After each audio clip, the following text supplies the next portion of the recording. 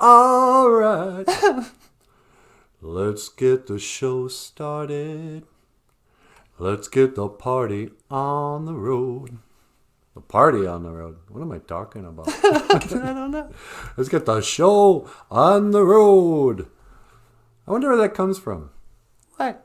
Do you suppose it's from like when there used to be traveling bands of gypsies? Or the old Shakespearean troops? Oh, I don't know. Hey, what's going on? Oh, excuse me. I was just talking to this lovely lady. Oh, get out of here. How you doing? Welcome back to BOOZHOO, NANABOOZHOO. And we were just talking, where do some of these expressions come from? Get the show on the road. So it's like, where does that come from? Which show? A lot of people, think powwows were some sort of cultural, ceremony that the Native Americans practiced back in the days before Columbus, and somehow that was the one part of our culture that was not forgotten. But the reality was, I remember old Benny Tontz was telling me, he goes, yeah, back in the 50s and the 60s, the powwows were almost completely gone. Nobody was doing powwows. And it was like in the late 60s, early 70s, something. There was like a revival of powwows and that. And he goes, the original powwow, it's based on the rodeo. The original powwow was it was like the Buffalo Bill Wild West rodeo show. Huh. He would take that show on the road. And I guess old Sitting Bull, used to tour with him. He went over to England or something. I think it was Sitting Bull. Maybe it was Crazy Horse. One of those guys. And I was like, really? And Benny goes, yeah, why do you think they call it a grand entry? That's a rodeo term. We got grand entry and the whole, the sacred circle of the powwow. It's, it's a rodeo ring. But now, it is a culturally significant thing, loaded with ceremony, loaded with meaning and community and all that, and songs. And it is the one place where, the language and the music and stuff still lives. I mean, yeah, we all tune into OJIBWE in the summers and crank it when powwow music's on just to impress our friends.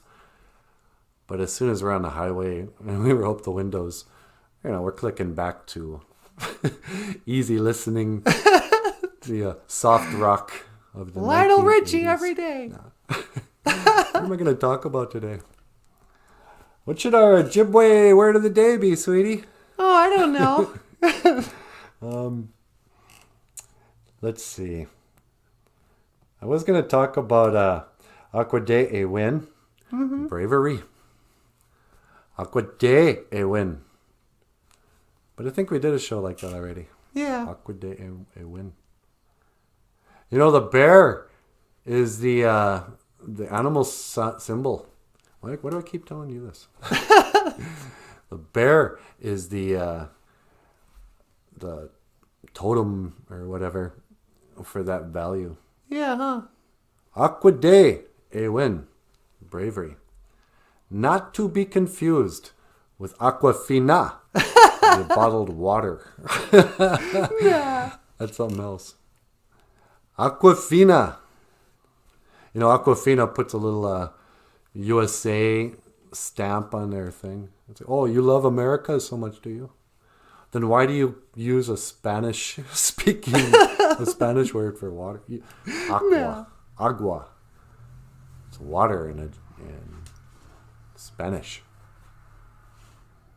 I mean, are we supposed to believe this fine water, they shipped it all the way from Spain? Is that it?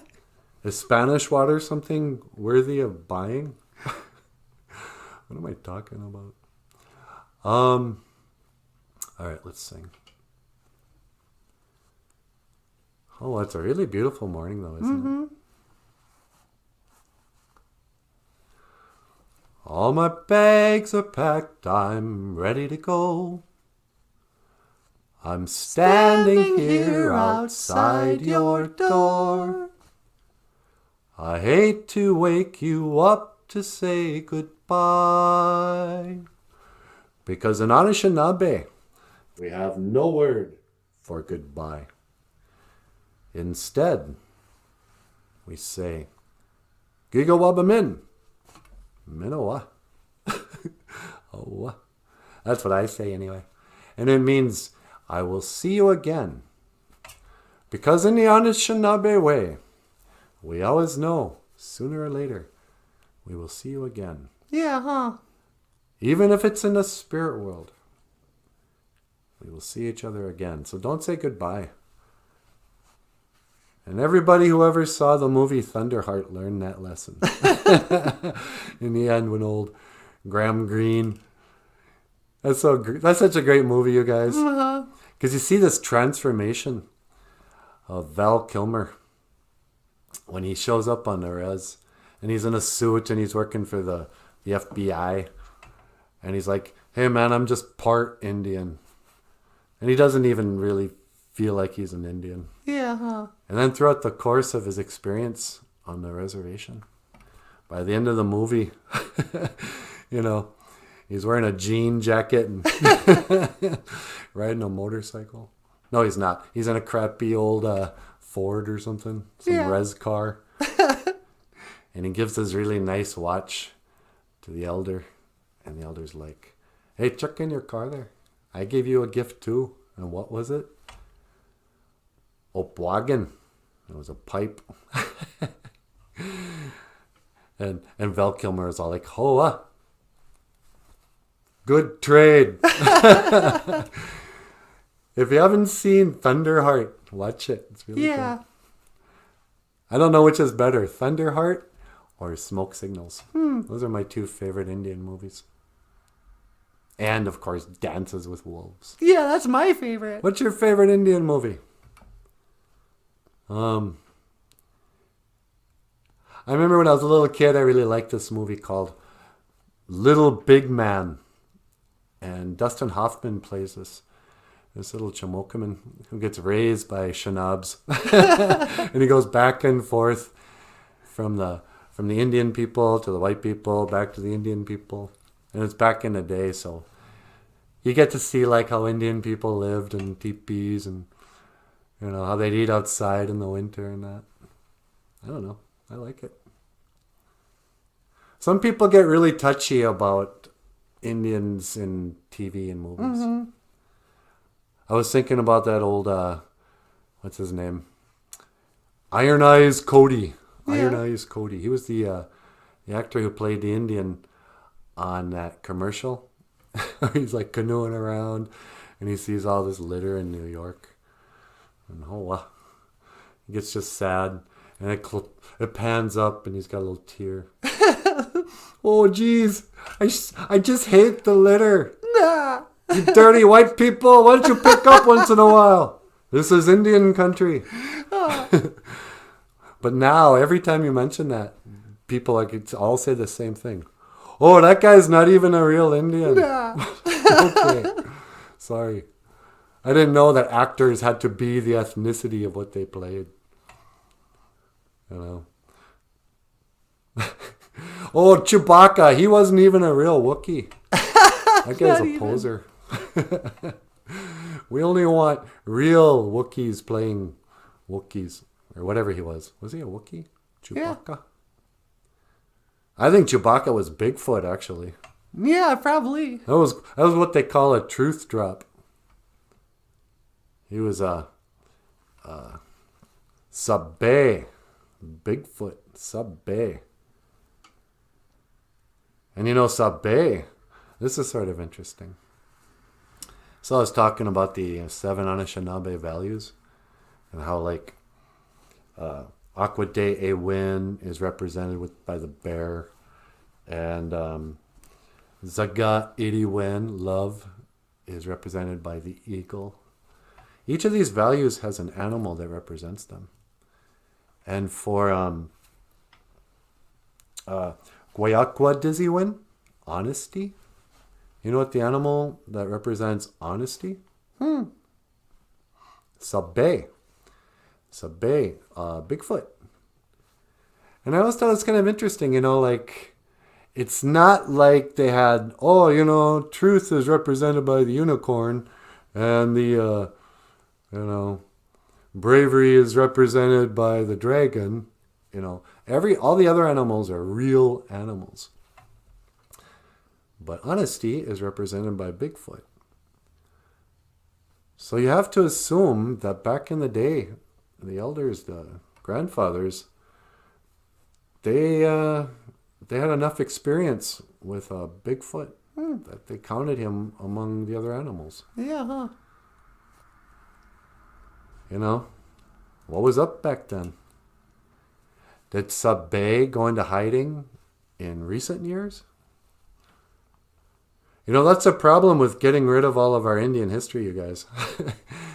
When we destroyed the language, we destroyed the knowledge of what was up before English came in.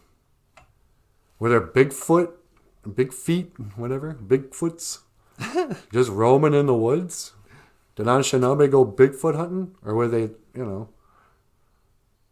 are they a spirit? Are they something that we could communicate with? Are they another tribe? Who knows? I don't know. All right. Well, with that, I'm gonna mahjong. Thank you for letting me ramble on. Ramble on! And sweetie, would you mind sending us out today? Not at all. And yeah. I'll see you again. Kigawa Min. Manawa. Take it away. Well, everybody, just want to say, miigwech ganawabi egg. Thank you for watching BOOZHOO, Not a BOOZHOO, the podcast about Ojibwe language and culture. I am Natasha.